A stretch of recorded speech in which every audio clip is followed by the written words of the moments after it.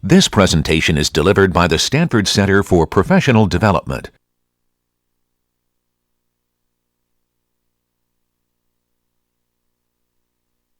So let's go ahead and get started with the actual content. And so today is the day where we make a little bit of a transition. It's like one of our transition points in life. It's kind of like coming to college.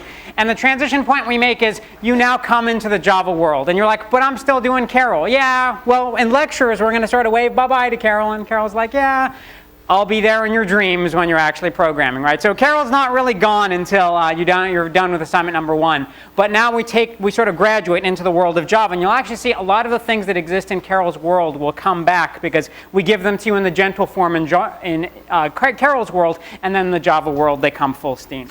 So before we dive into that, I want you to get a little notion of the history of computing. Okay, and we'll go over this very briefly, but computing actually has a very long history, and it dates back about 4,000 years. Okay, so roughly 4,000 years ago, the first what we think of as computing device was made available. Which anyone know what that was?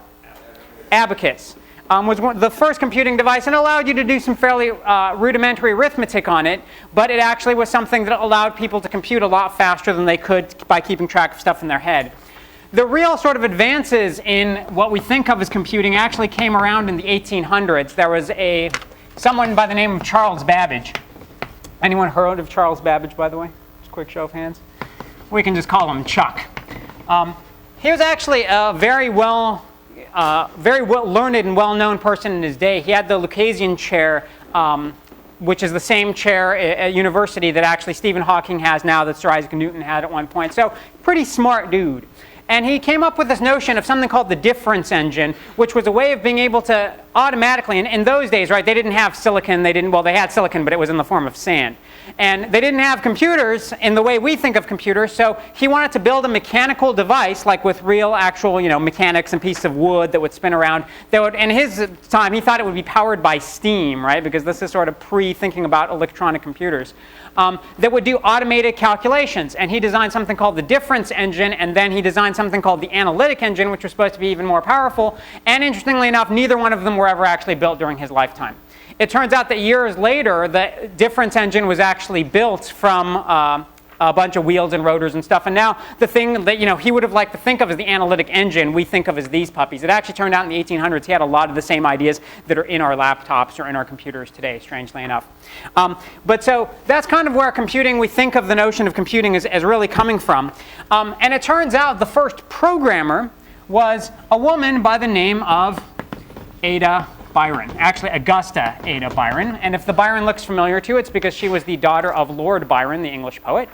And she was actually very taken by the designs of Charles Babbage's machines and actually wrote programs. The machines were actually written to have sort of cards, sort of like the Jacquard loom, if you've ever heard of the Jacquard loom, and if you haven't, it's not important, that actually would have programs for the kind of computations that it would do. And she actually devised various programs for Charles Babbage's analytical engine.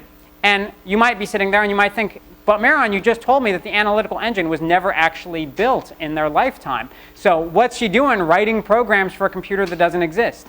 And that's actually something that happens today. People write programs for computers that don't exist. And you might wonder, why?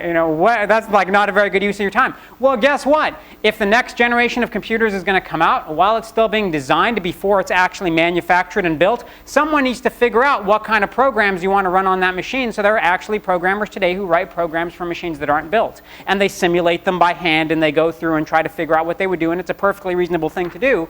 But as a result, Ada Byron is, in some sense, the first programmer. Right? Because she was actually writing programs for, in some sense, a general purpose computational device over 100 years ago, which is kind of an astounding thing if you sort of think about it.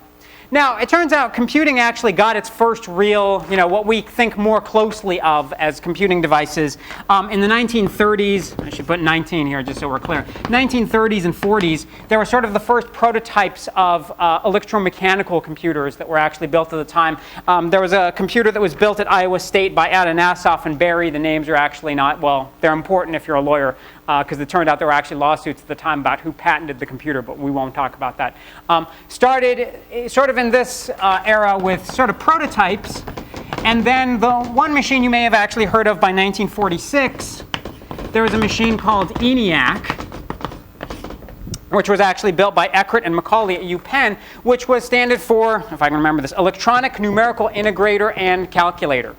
And basically it was one of these big things that, you know, sat in a big warehouse, a few tons, but it actually did computational, you know, the kinds of things we would think of as computation. And it was really, in some sense, the first large-scale electromagnetic computer that we think about. Again, you know, modulo lawyers. And then really, it was in 1971 that the first microprocessor came around. So we come to a fairly modern time, right? So it's not all that long ago, like we're talking 36 years, that microprocessors have actually been around. And so the first microprocessor, and one of the folks who was on that team who built the first microprocessor, Ted Hoff, is actually a Stanford alum, interestingly enough. It was built at Intel. The Intel 4004 was the name of that microprocessor. And at the time, no one actually thought that having the single chip microprocessor was going to be that interesting. He sort of designed this thing, and it was originally going to be going over for use in some machine in Japan. And they were just going to give them sort of the design and the patent for it. And the folks who were getting it were like, well, we're not really interested. Yeah, sure, it's an interesting chip, but we're not actually interested in you know, owning the patent. We don't think there's anything interesting necessarily here. And so they kind of ran with it. And the rest is history, as they say. And as you can imagine, the last 35 years or so, there's just been an astounding amount of development in computing and computer science, right? So really, this field is like hundreds or thousands of years old, if you think about it. But really, it's kind of in your lifetime that all the interesting stuff is really happening, which is also why it's exciting to be alive now and be a computer scientist, because you're in this acceleration phase, right? Think about what's going to all the stuff that happened in the last like 36 years. You're going to be around to see the next 36 years, and you're going to be doing the next 36 years. So that's just an exciting thing that I think about. But another thing that comes up when you think about this is, what is computer science, right? Why do we, like we've been talking about Carol programming, and a lot of this class we're going to learn about software development and Java programming. And so a lot of people tend to equate computer science with programming, and they think, well, why isn't the major just called, you know, computer programming? And why is there really a science to it in some sense? And that's something that people actually would used to debate. They don't really debate it so much anymore. Is there a real science of computing, or is it just programming? And in fact, the difference between the two is that computer science, or CS as we'll just affectionately refer to it, really is the science, or in some sense the study, of problem solving with computers.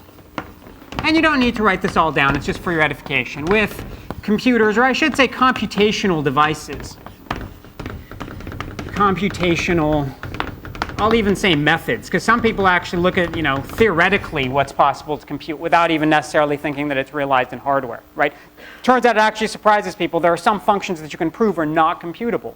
They're like, what, really? You can? Yeah, and it's good to know about them before you go and try to write a program to actually compute them, because in theory they're not computable, and you can prove that. And if you're actually interested in that, take cs103 or cs154, and we'll talk about it all the time. But that's really what the science is thinking about problem solving and the approaches to problem solving, how you analyze how efficient a solution is to a problem, how solvable it actually is, the different approaches you take to it. So notice the word programming doesn't show up here. Programming is an artifact. It's something we do to realize that particular problem solving technique in a computer or some computational method.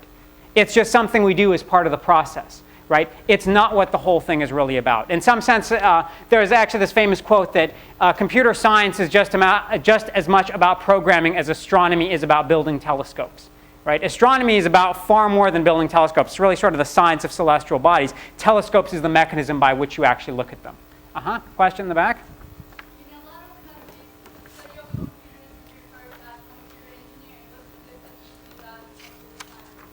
Well, if you think about computer engineering, part of it's just kind of the definition that a particular school wants to have for it, right? And some places actually are computer science programs in the School of Engineering. Some places it's actually in humanities and sciences.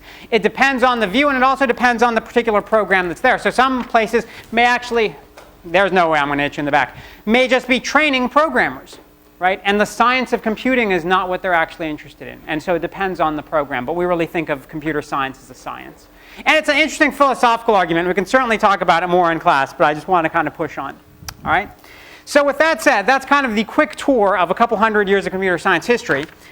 It turns out when we get into modern day, when we actually think about computing, what does a computer really understand? And what are the programs that you write on it, and how do they turn into something the computer understands? So it turns out the computer actually only understands zeros and ones. And so we like to think of that as binary. right? Binary is just a number system that only has zeros and ones. It's base 2 numbers, basically. And that's all computers understand, zeros and ones on and off. So how do we take these things like move or turn left and turn them into ones and zeros? And so there is something called machine language that is what a computer understands, or in some sense what the microprocessor understands, right? The machine language is defined by what chip you have inside your computer. That's eventually going to boil down into a bunch of ones and zeros. People are real bad at writing ones and zeros in a form that computers can understand. So we program in what's known as a high-level language. Okay? And there's all kinds of high-level languages. So one of the ones that you're going to learn in this class is Java, and there's some other ones you may have heard like C or C++ or BASIC or Fortran or whatever the case may be. These are all high-level languages because they're at a higher level than what the machine understands. And so there's this question that's actually part of the science of computing is how do you go from this high-level language into something the machine understands, right? What is this translation process? Because there actually is some translation that needs to happen. And this process, going from the high-level language to the machine language, is something we refer to as compilation, right?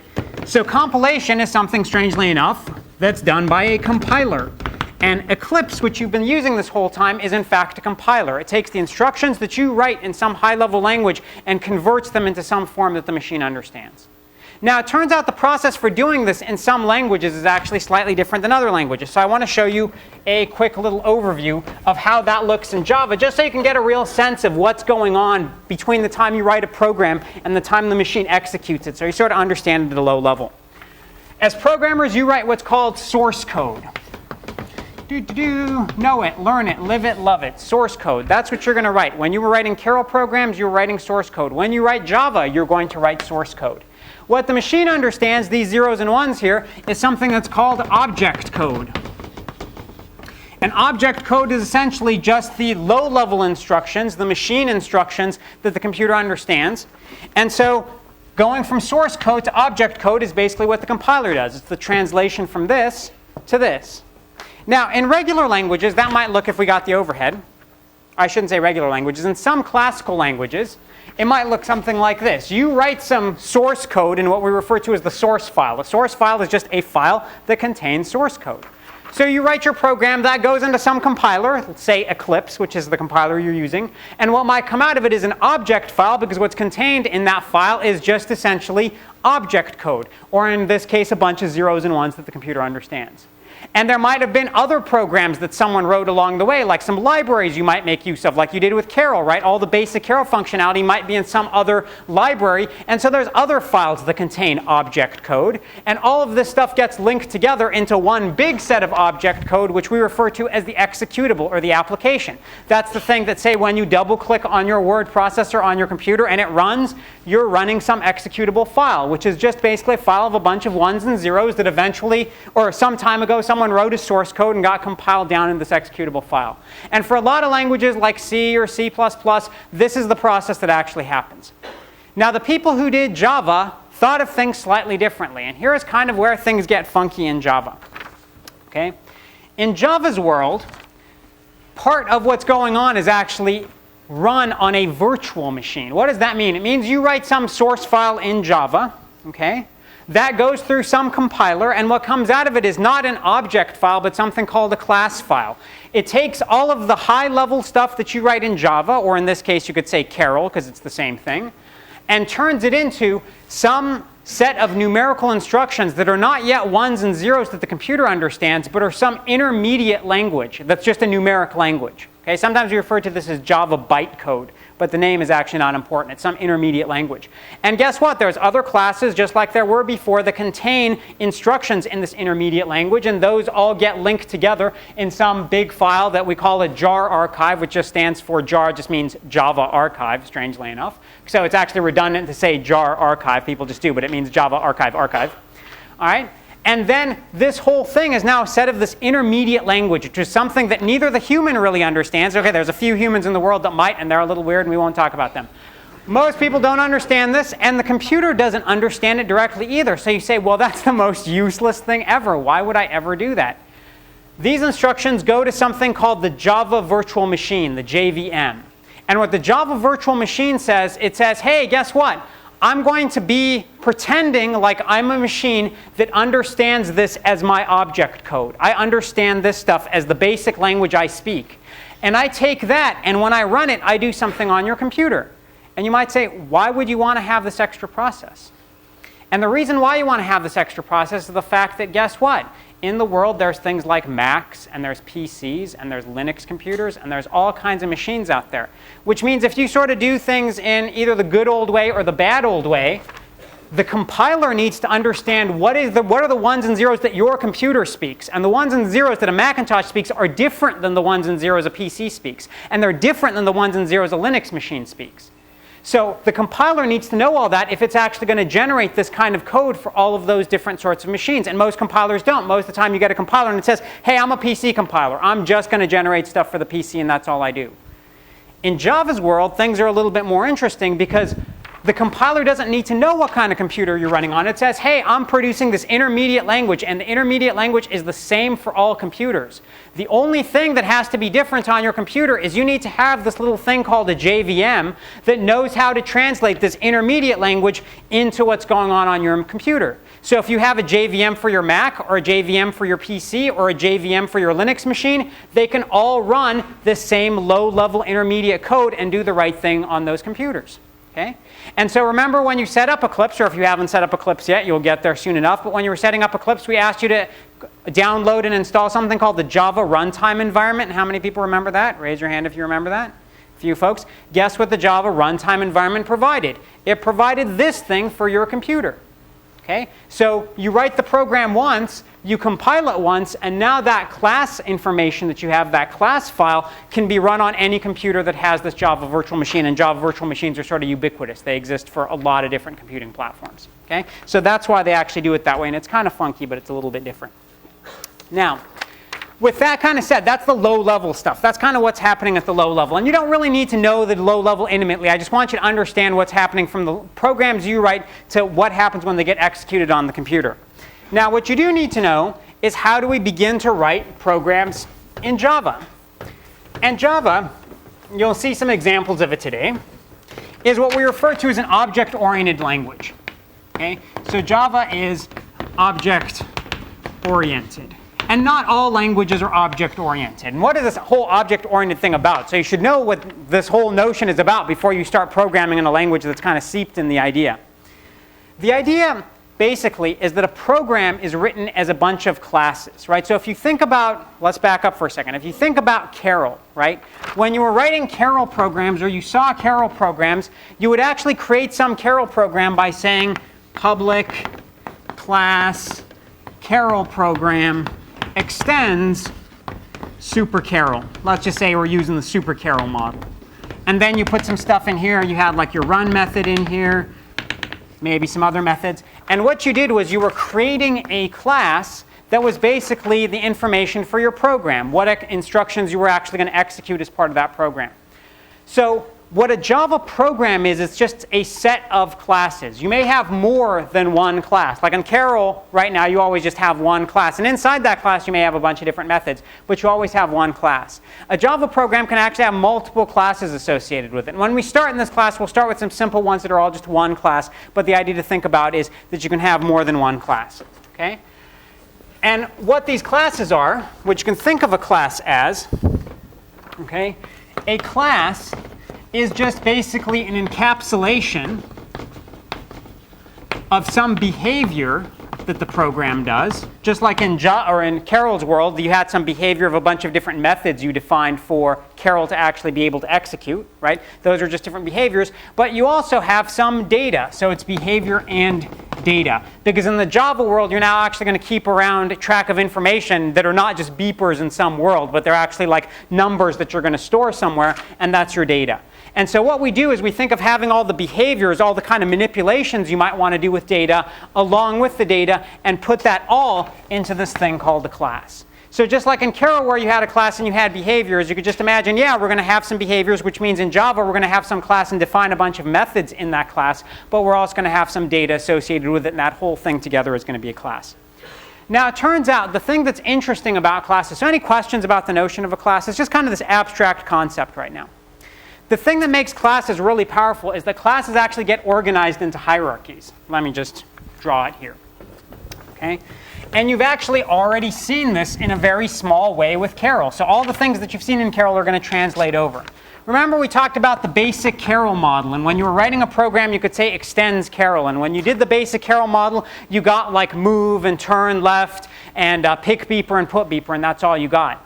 And then we said, hey, you know what, you really want to do turn right and turn around? Well, there's this thing called Super Carol, and Super Carol is just a souped up version of Carol.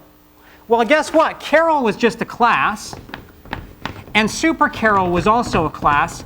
But Super Carol is a class that extends the functionality of the basic Carol class. Okay? So we say that Super Carol, the way we would draw things, if we were going to put boxes around them and draw them like the book, is say that Super Carol is a subclass of Carol. And Carol is the superclass, so this is where it's going to get confusing. The superclass are the things in some sense that are more general, and the subclass are the things that take the basic idea of some class and extend it. So Super Carol does everything Carol does, but it also does turn right and turn around. Okay? So Super Carol is a subclass of Carol, or alternatively, Carol is a superclass of Super Carol, which sounds a little bit backward, but the super here and the super here mean two different things. Super here means sort of above, and super here means cooler than. Okay? So don't think of them as like they mean the same thing. It's just an overloaded term. All right? So you might say, okay, Maron, this is getting a whole little abstract for me. Well, let me put it in terms that you understand. You're a human being, right? At this point, you should say right. And if you're not, come talk to me. All right. It wouldn't be the first time. So we have humans. Okay? Humans are just a class. Okay? And all humans are primates. Primates are a superclass. Are a superclass of humans, because all humans are primates. All primates are mammals. And all mammals are animals. So there's actually a much deeper and richer hierarchy, say, in biology than there is with Carol. And when you actually see Java, Java will eventually have sort of a richer hierarchy associated with it.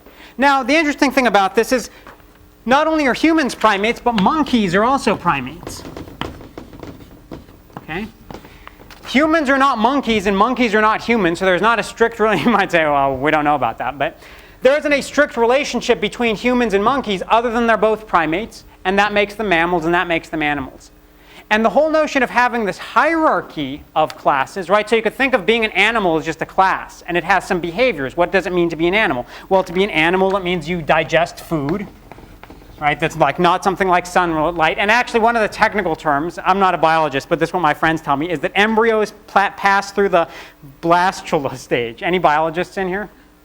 Is that right? Yeah. Okay, good. Because I was like asking a friend of mine, like, what differentiates animals from plants? And he's like, well, of course, the embryos pass through the blastula stage. And I'm like, all right, right on. I had no idea. I was like, how do you spell blastula? And we'll just put blastula down here. Right? And so that means, guess what? All mammals inherit those same properties. All mammals also have some internal digestion of food and also pass through this blastula stage. But mammals, additionally, we know are warm-blooded in general, and they have mammary glands, which is what their name mammal, where the name mammal comes from. So mammary glands, or it's just kind of a generalization of sweat glands. But that's what mammals have. And then all primates are mammals, which means all primates have all of these same properties, plus they have more. And so primates, interestingly enough, have 5 fingers. I didn't know all primates have 5 fingers, but evidently I'm told that they do. They have opposable thumbs. And they also have fingernails. But fingernails we just won't put up there. It's not a big deal. Okay? And then we get down to humans and monkeys, right? And humans, it turns out, in theory anyway, we're supposed to have highly developed brains. I will just put brains in quotes here, because other animals have brains too, but we're supposed to have highly developed brains. And we have erect body carriage. That's just what we are. We're erect brains. And monkeys have other things that are going on with them. Evidently, their brains are not as highly developed, and they sort of like their knuckles drag on the ground. Sometimes I do that in the morning, but that's not important. But that's the whole point. This is the class hierarchy. Okay, so these are all classes. And things that are subclasses of some other class means they inherit all of the behaviors of the things above them, all the way up the chain, plus they may have their own additional behaviors. And that's the key concept here of organizing things into classes. And you'll see that in more specific instances when you get into Java. You saw it already with Carol in just a really simple example, right? There was 4 commands for Carol. Super Carol gave you those 4 plus an additional 2. That was it. Okay?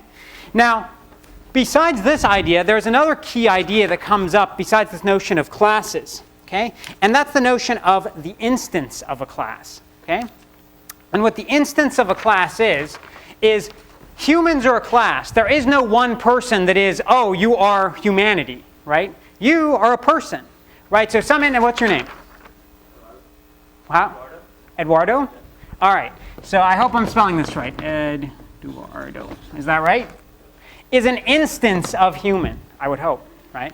So what that means is you're going to have things in your Java programs that you create which are objects. And what an object is, to differentiate it from a class. So Eduardo is an object. Okay, I'm sorry to break it to you. That's just, you're an object. An object is an instance of a class. It is a particular example of a class. There will be multiple objects or multiple instances potentially of some class. And that instance of a class has all of the characteristics of the class and all of the other classes above it in the class hierarchy. So by looking at this, I can say, hey, Eduardo, guess what? You went to the blastula phase when you were an embryo. Good times, because you're an animal, right? And I know that, and this is inherited all the way up. So that's the important thing to keep in mind, is you're going to be writing classes. You're going to be writing things that define some set of behavior. And along with that, you will be creating instances. So this is an instance of the class. And the instances are what we refer to as objects. So all of your instances in the world are just things that we think of as objects. And your classes are, in some sense, the templates for those objects. Okay? So any questions about the general concept? I know they're a little bit high level, but it's important for you to kind of understand them. Okay? So with that said, let's actually begin to look at this notion in Java. Okay? And so the way that this is going to work, In Carol, what were the objects? So in Carol, it turned out what you were actually just creating was a single Carol object was being created that contained your program. And that's what was actually run. So you created the class Carol, and when that puppy actually sort of fired up and you saw a little Carol running around in the world, that was a Carol object that was an instance of your class. Now you actually didn't see multiple instances there. There was only one Carol instance. So there it's it's a good question because it's very easy to get confused between the instance and the class in that case because there was only one. But in here you'll actually see we'll create classes and we'll have multiple instances of them. But your running Carol was basically the instance of that object. Okay? Question? So basically, like, you could have like several carols running around in like one program. You could if we sort of set it up that way. In the Carol, the way it's kind of set up is it only sort of behind the scenes creates for you this one instance of Carol. But in some alternative Carol universe, we could have actually just taken your class and say, hey, guess what? We're going to just create multiple Carol instances from your class and have them all run around in the same world. We could have. And guess what? That's what seemed to have happened in this room, right? Somewhere along the way, there was this class human, and someone came along and created multiple instances of you. I wouldn't say just necessarily one person, but now there's multiple instances of you, right? And you're all running around the world doing your thing, and you interact with each other. And guess what classes actually do? They interact, or objects actually do. They interact with each other. Okay?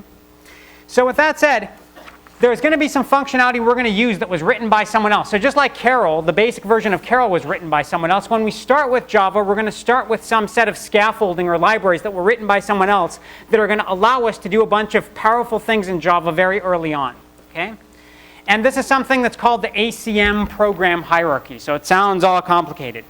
But all this is, right, in much the same way that I drew that picture over there with animals, mammals, primates, humans, and monkeys, this is a hierarchy of classes that exist in Java's world, or at least are provided by the ACM. And you might say, who's the ACM? Anyone know who the ACM is? They're big, they're bad, they're nationwide. They're the Association for Computing Machinery. It's the oldest computing society. They've been around actually for about 60 years or so. And you're like, but Marilyn, I thought you said hundreds of years. Yeah, before then people called it math. So Association for computing machinery has this programming hierarchy, and what that means is the kind of programs that we write in this class, just like when you wrote your Carol programs, you extend Carol or you extend Super Carol, you're going to be extending different kinds of programs, either a console program, which is something that produces textual output, a dialogue program, which brings up little dialogue boxes that ask for information, or a graphics program that actually draws some pretty funky stuff on the screen. All of those classes are classes that are inheriting from a class, a superclass called program.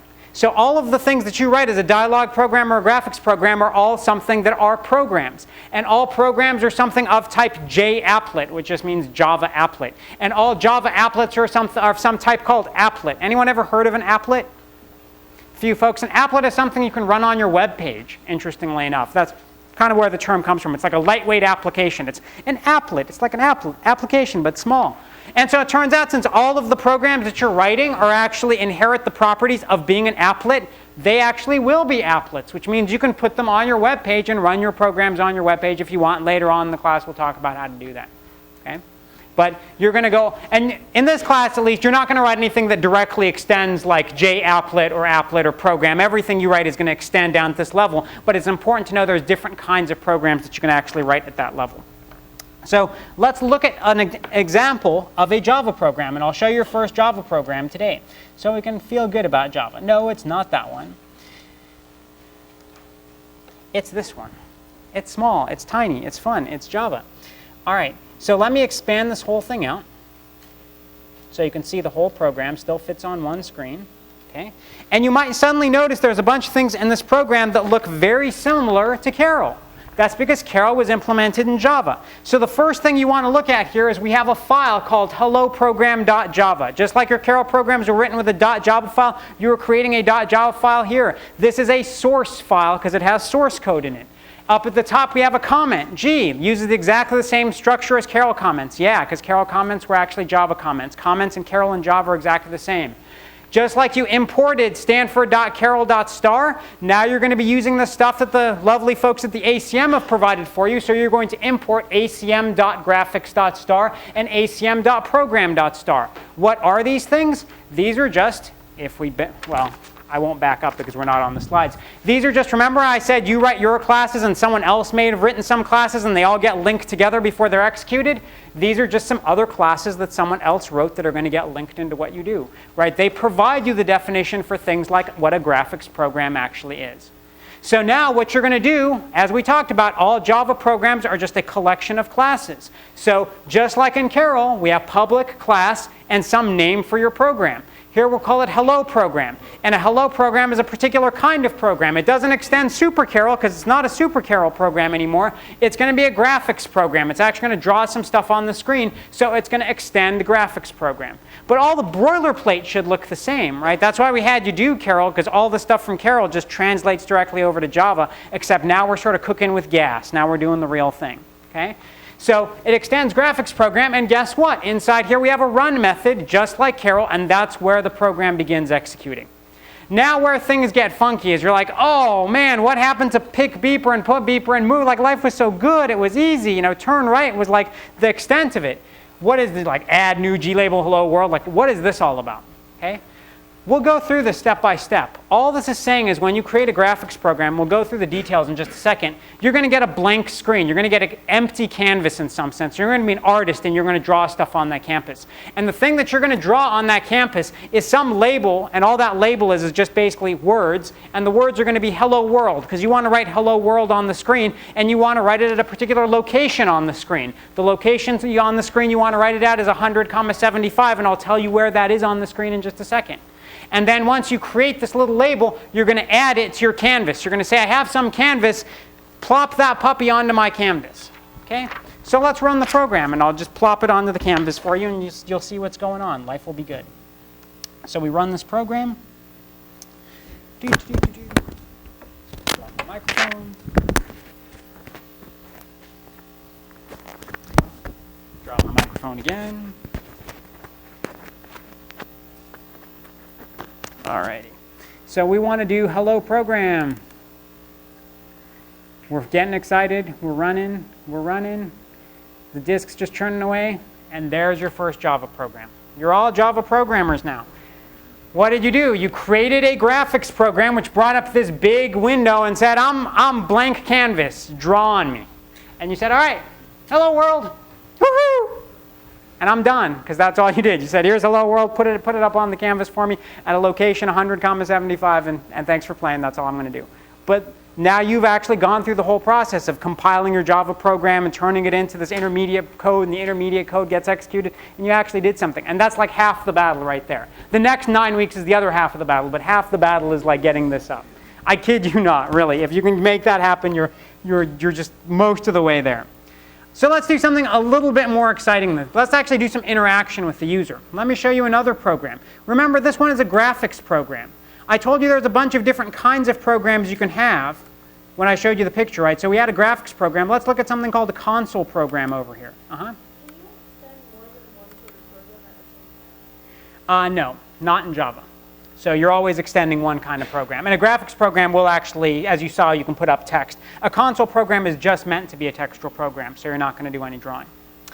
But here's another program, right? Again, a lot of the same things as before. You have some comment up at the top. You have some libraries that you're going to import. In this case, you're not doing anything with graphics, so you don't need to import acm.graphics.star. You just need to import acm.program.star, which just says, get me all the standard stuff for a program. If you're doing graphics, you also need to have a second line for acm.graphics.star. If you're not doing graphics, you don't. So again, public class, this one's called add two integers, because guess what? It's going to ask the user, very exciting program, for two integers and add them together. But in fact, it's going to do something interactive with the user, which is pretty exciting in itself. This is going to extend a console program, because it's not going to have any graphics. Oh, yeah, I know, it's sad times. But sometimes text is very powerful. What's it going to do when it runs? It's going to write out to the screen, and this time we're going to use something called println, which is just, we like to drop some vowels here and there, which stands for print line. And it prints a line. This program adds two numbers. Then it's going to read an integer from the user, and we'll go through all this stuff in more detail. Don't worry, this is just a high-level overview, so you get some basic idea of what Java looks like. It asks the user for n1, right? Because we have to be very scientific. So rather than give me the first number, we say enter n1, right? And suddenly we're much more formal. Enter n2, right? And so what this is actually doing is asking the user for a number, and whatever number the user gives us, we stick in this location called n1. And whatever number the user gives us here, we're going to stick in a location called n2. And we'll actually talk about what these locations are and how they get set up and everything next time. But I just want you to see something before we kind of go into all the details, because we've got to start somewhere. Then we're going to add n1 and n2 together and store them in a place called total. And then we're going to write out the total is whatever the total is, and then a period, right? So this is in some sense the world's most expensive calculator that adds two numbers. And we'll go ahead and run it. Add two integers. We're compiling, we're feeling good. And that's the program we want to run.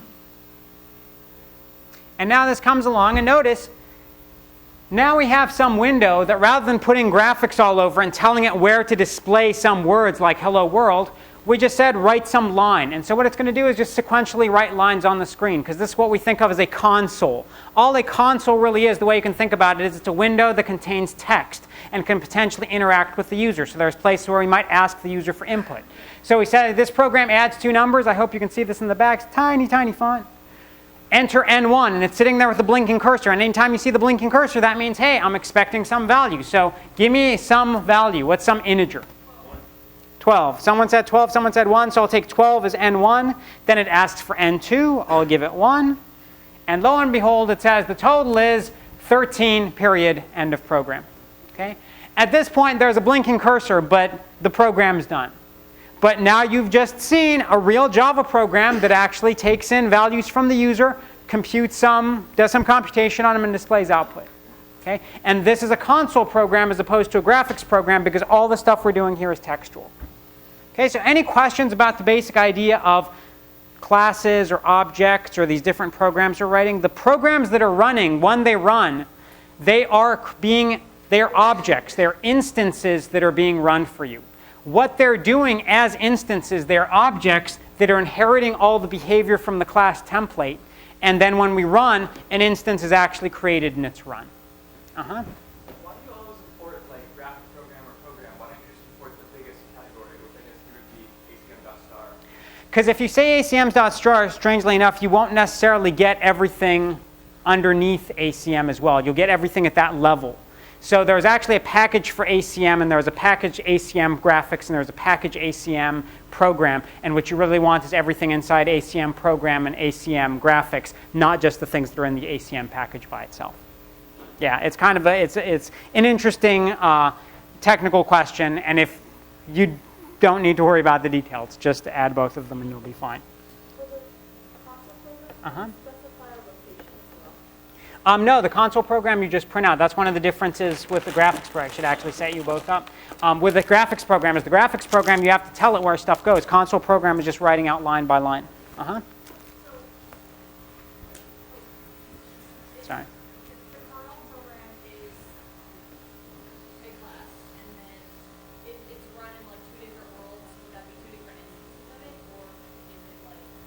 Yeah, every time you run a Carol program, you can think of what it's doing is creating an instance of Carol, which is that little guy you see on the screen, and he's going around and doing stuff. So in Carol, there was always only one instance of the object. Here you'll actually see we'll create some objects where we can have multiple instances of an object in the same world, and I'll show you some examples of that in just a second, but we just haven't gotten there yet. Okay? So what we're going to do now is we're going to think a little bit about graphics that we can actually draw. Because in the graphics world, it's easiest to see multiple objects. We're going to put multiple stuff up inside our little graphics canvas. So what's this whole graphics thing about? Let me tell you a little bit about the graphics window, and then we'll put a couple different objects up in a graphics window, and you can see what I'm talking about. So in terms of graphics, all graphics that we're going to do are a model called a collage model. And if you remember in the days of yore when you were a wee tyke, did anyone have like a little felt board with little felt animals that you put on it? Yeah, that was a collage. Or if you had a big piece of paper and you had some like crazy, or not crazy glue, it was, what was that? It was glue stick. Don't smell that stuff too much. But you like would take some piece of paper and you're like, oh, here's a picture of a cat, and you would like put some glue on the back of it and put it up on there. And then you say, oh, here's a picture of a dog, and put some glue on there and put it up on there. That's the model for graphics in Java. We're going to have these little pictures or little objects, and we're going to say show up here, and show up over here, and show up over there. So what you have is a collage which starts off with a blank canvas, and you're going to put objects onto that canvas. Okay? And so what we can do is create various kinds of shapes or pieces of text and put them up in various places on the canvas. And you just saw an example of that with Hello World, but I'll show you some of the other things that you can create.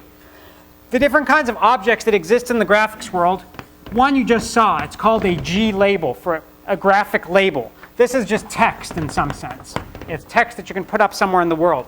There's also a G rect, which is a rectangle, so oddly enough. A G oval, which is an oval, or if you actually make the height and width the same, it becomes a circle, right? So that's why we don't have circle, we have oval, and same thing with rect versus square, because all squares are rectangles. And G line, which just means a graphic line. So these are the different kinds of objects we can have. These are classes. They are templates for objects. We're going to create particular instances of these objects and put them up in the collage. But these just tell us the kinds of things we can have. They're the general class.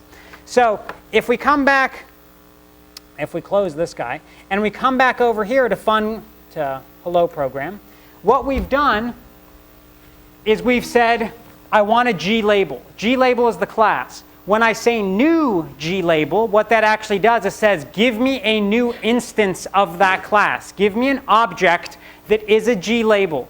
And the things that you're going to specify about that particular instance are it has some text associated with it, which is hello world. We put all the text inside double quotes. Okay? So hello world without the double quotes is actually the text that's associated with this label. And we give it some location, 100,75. So now this little object, okay, which is an instance of a label, it says, hey, I'm one particular label in the world. And the kind of label I am, I say hello world, and I'm at location 175. And it's like, okay, you have this label. What are you going to do with it? And I'm like, put it on the canvas. And the way you put it on the canvas is you say add. So in all graphics programs, when you say add, there is something that you will specify to add. The things that you are specifying to add are instances. They are individual objects that you're going to put on the canvas. And the way you get those individual objects is you create a new version of some particular class. Okay? So this creates that new label at location 175, and when it gets added, it gets put up there. Now, there's other kinds of things we could do with this. So if we kind of return over here. Oh, this is just the add two integers program. Let's do add two integers real quickly. Yeah, 17, 25, 42, writes out 42. Same thing you just saw, except now in excruciating detail. Let's say we want to do something that makes a G label more funky than we originally had. Okay? So again, we're going to have our hello program that's going to extend the graphics program. And here we're going to do things slightly differently. What we're going to do here is we're going to create a new instance of a G label object. So we say new G label, and again, we're going to name it hello world and 100,75. So I have some label that's hello world at location 175, and I say, hey, you know what, label? I want you to look different than you actually are. Okay? So now that I have this object, I have this little label. You can think of it as a little object that sits somewhere in the world. It's not being displayed yet because I haven't added it yet to my canvas. It's being stored somewhere which I've named label. Okay? And we'll talk about this notion of G label next time. But it's something I've created called label, which is just a new instance of this hello world label. First thing I want to say is, hey, you know, I want to change what the font looks like. Anyone know what a font is? Right? You probably use different fonts in your word processor. It's just the way characters actually appear on the screen. It's a term that comes from typesetting. I want the font to be sans serif 36. So what happens when I start off is I say, create for me a new label that's name is hello world, and so it says, okay, I have some label object. The label, the words that are associated with that label, hello world. Notice there's still nothing on the screen. Here's my screen. This is my canvas. This is all in the computer's memory somewhere. It's just saying, yeah, you've created some label. You haven't displayed it yet. You've just created it. And I say, hey, I want to tell that label to change its font to sans serif 36.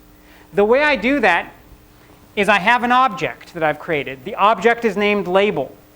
I use the name of the object followed by a dot, followed by a method that I'm going to call in that object. Remember, in Carol's world, we had methods. The way we called Carol's methods was we just gave the name of the commands to go execute that method. Now, all methods are associated with objects, at least for the time being. So when I have label and I say set font, what that actually means is set the fonts for this particular label object to be sans serif 36. And so when I execute that, what happens is it becomes 36-point font in sans serif, which means serifs are just the little things at the ends of, if you can see the font up there has the little, squishies at the end of the letters. Those are serifs. So a font like this doesn't have any of the squishies at the end of the letters. It's sans serif. Sans means not. Okay? Then we say, you know what? I'd really like you to be red because black is just so blasé, and red is really the new black. So set your color to be the red color. And I go, okay. So I execute that, and it turns itself red. There's still nothing on the screen. This is all kind of with the label. And now that I've taken this label, and I've taken its text and made it big and turned it red, I finally say, hey, graphics program, add this label, add this object to your collage. And it says, okay. And it adds it at the location at which this label was created, which was 100,75. So then it finally shows up on the screen. It only shows up on the screen when I actually do the add. Up to that point, all I've done is modify some of the properties of this thing. Okay? So starting next time, what we're going to actually get into is thinking about what is this G label thing about? What does it mean when we actually specify a method for an object, and go into all of that in a little bit more detail, but hopefully you've seen an example of what your first Java program looks like. All right, I'll see you on Wednesday.